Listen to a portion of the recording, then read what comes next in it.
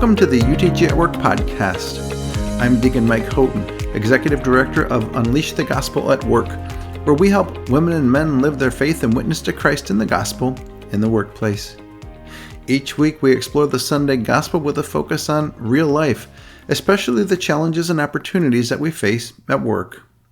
You can find this podcast and other resources at utgatwork.org, on Apple Podcasts, Spotify, and on YouTube. This weekend we celebrate the third Sunday of Easter, and our gospel is a reading from the Holy Gospel according to Luke. Glory to you, O Lord.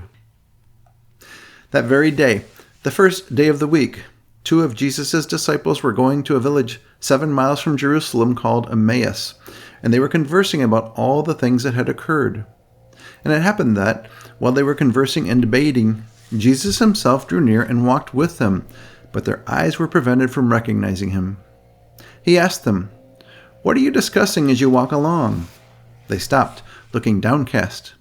One of them, named Cleopas, said to him in reply, "Are you the only visitor to Jerusalem who does not know of the things that have taken place there in these days?" And he replied to them, "What sort of things?" They said to him, "The things that happened to Jesus the Nazarene, who was a prophet mighty in deed and word before God and all the people. How our chief priests and rulers both handed him over to a sentence of death and crucified him.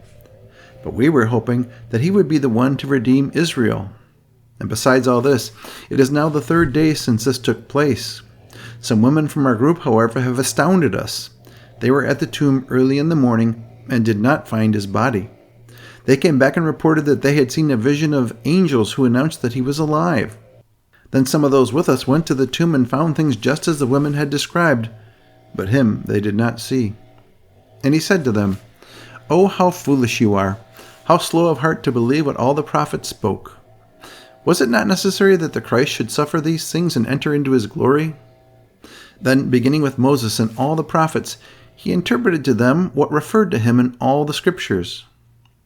As they approached the village to which they were going, he gave the impression that he was going on farther, but they urged him, "Stay with us, for it is nearly evening and the day is almost over." So he went in to stay with them. And it happened that, while he was with them at table, he took bread, said the blessing, broke it, and gave it to them. With that, their eyes were opened, and they recognized him, but he vanished from their sight. Then they said to each other, "Were not our hearts burning within us, while he spoke to us on the way and opened the scriptures to us?" So they set out at once and returned to Jerusalem, where they found gathered together the 11 and those with them who were saying, "The Lord has truly been raised and has appeared to Simon." Then the two recounted what had taken place on the way and how he was made known to them in the breaking of the bread. The Gospel of the Lord. Praise to you, Lord Jesus Christ. My son is a spacesuit engineer for NASA. In that role, he's responsible for the team that designs and fabricates the orange suits that the recent Artemis 2 crew wore for launch and then again for landing. He was in the room with the astronauts when they suited up for the launch at Cape Canaveral a few weeks ago, and he was on the Navy ship that did the recovery of the astronauts when they splashed down off the coast of California last week. It's a pretty fun job for him. About a year ago, my wife and I went to Houston to visit him, and he took us to his lab in the Johnson Space Center. He showed us the suits and how they worked. He had us sit in the simulator for the Orion capsule, and he talked to us about the fact that his team was using many of the lessons learned from previous space flights to make their suits the best that they could be. Conceptually, the suits that he designed aren't much different from the suits of the Apollo crews, but the details have evolved over time to make them much better than they were back then. As an engineer, I was intrigued by all that I learned. Space exploration is cool and fun to be a part of, but it's also very dangerous. So lessons learned from past successes and past failures make each successive flight a little bit more safe. So, what does this have to do with today's gospel, you may ask? Well, during the first part of this Easter season, we focus on the time period shortly after Jesus' resurrection, the time when the church was just beginning to grow and figure out what it wanted to be, or more importantly, figure out what Jesus wanted it to be. This wasn't an easy task.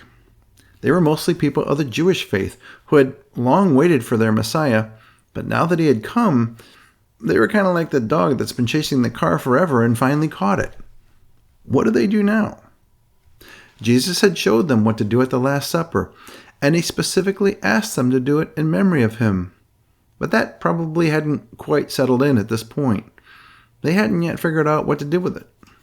And so we find these two disciples of Jesus walking to Emmaus, talking about everything that had happened. As an interesting side point, some have speculated that these two may have been husband and wife, as they invited Jesus to stay with them, most likely at their home. Jesus is with them, though they don't recognize him at first.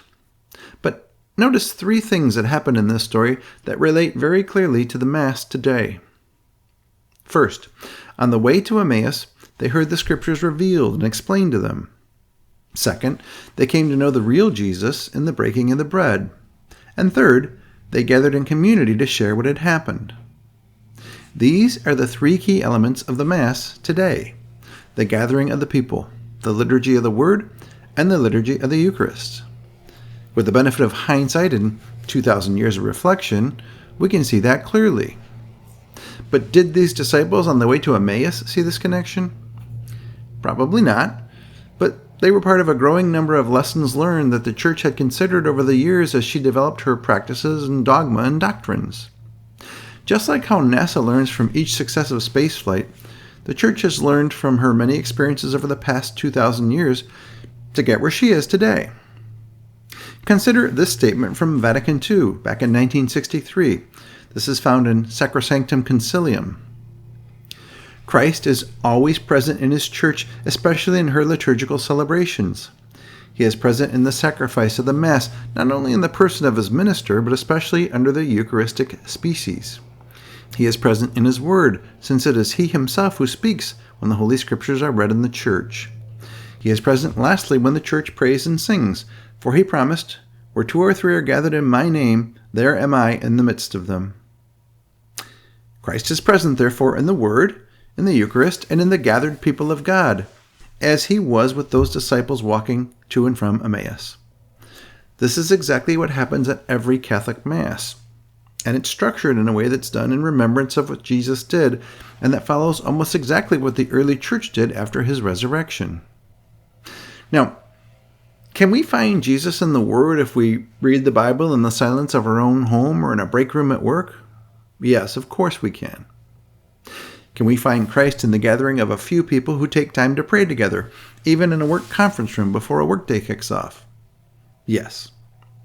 And can we find Christ in bringing the Eucharist to someone who is in the hospital or at a nursing home? Yes to that as well. But when all three come together, there's great power. And they all three come together literally 300,000 to 400,000 times every week at Masses celebrated all over the world. The faith that we have today is founded on the teachings of our Messiah, and over the years it has incorporated lessons learned, reflection, and revelation to get us to where we are today. And much like the spacesuits that my son helps design, the faith as we know it today reflects the best product that we've ever had. And just as the design of those spacesuits has slowly evolved with each successive mission from lessons learned in the past, the Mass has slowly evolved as well. But when we see what it is today, after 2,000 years of learnings, we still have something that very much resembles what was done in the early Church and very much reflects the experience of those two disciples in today's Gospel. Thanks for joining me for this week's UTG at Work podcast. I look forward to being with you again next week. In the meantime, I encourage you to boldly live your faith in the workplace in the week ahead. I'll pray for your success, and I ask that you pray for the success of this UTG at Work apostolate. As you go about your week, I also invite you to support fellow Catholics in business. Visit the Catholic Commerce Directory at catholicbizsemi.com. That's catholicbizsemi.com, where you can both promote your Catholic-owned and Catholic-friendly businesses and choose to support them in your everyday purchasing decision. To learn more about UTG at Work, please visit utgatwork.org. Now go in peace, glorifying the Lord by your life.